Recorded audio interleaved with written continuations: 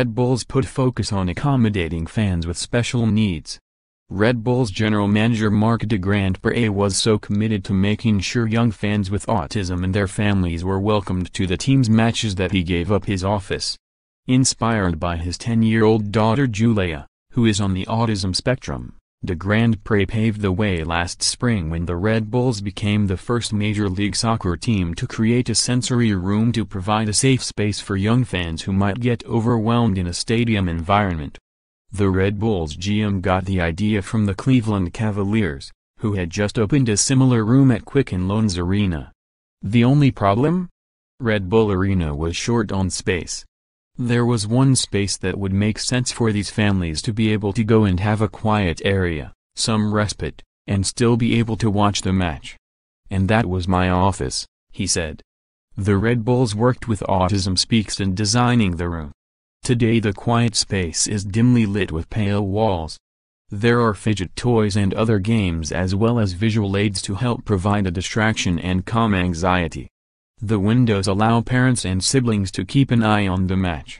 What's been amazing to see over the span that we've had this available, the number of families who are season ticket holders or come to our matches who have kids or loved ones on the spectrum would come to a match sort of walking on eggshells, not sure when the moment would come that could trigger some behavior where they'd either have to leave or try to find a calm place, de Grandpre said.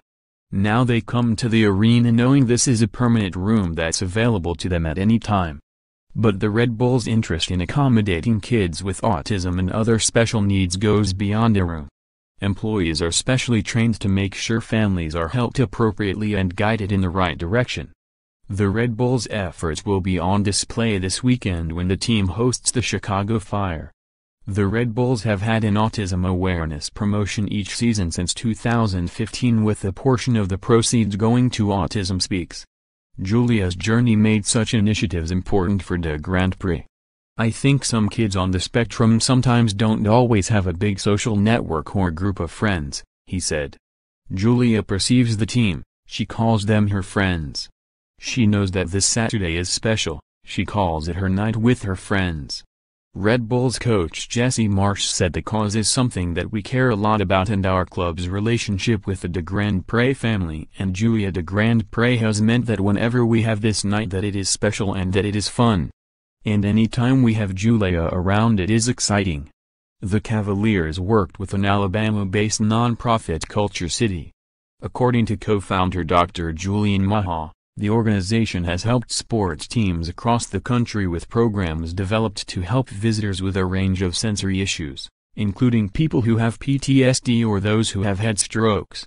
I have a nonverbal boy who is 10 years old, which was kind of the driving factor in doing this because he's a big sports fan. We started about 2 years ago and now fast forward to 2 years later and we're in about 100 different venues. They vary from sports, from NFL to NBA to NHL, to concert venues, to museums, to aquariums, places all across the United States, Maha said. Other NBA teams have followed the Cavs, including the Utah Jazz and the Sacramento Kings, who both recently opened sensory rooms with the help of Culture City. Maha said not all teams have the space for such rooms, but there are other things they can provide, including bags that have noise-canceling headphones and sensory toys.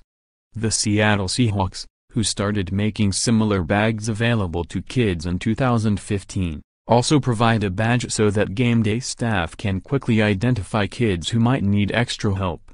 Last year, the NFL's Pro Bowl also put an emphasis on catering to fans with autism and their caregivers. As parents of a child on the spectrum, de Grandpre said he and his wife debated whether to involve Julia in the Red Bulls initiatives, but they wanted to be an example. We were open about what we deal with every day and hopefully it's helped make this event a success, helped raise awareness and helped a few families along the way, he said. Game of the week. In addition to Saturday's match between the Red Bulls and the Fire, the Portland Timbers, coming off their first win of the season, host Quicken on Sunday. Quicken has won 5 games, more than any other team in the league. The Timbers were winless in their first 5 games, which were on the road because of construction at Providence Park. Player of the Week, Portland defender Alvaz Powell earned Player of the Week honors after his goal and assist in the Timbers' 3-2 victory over Minnesota last weekend.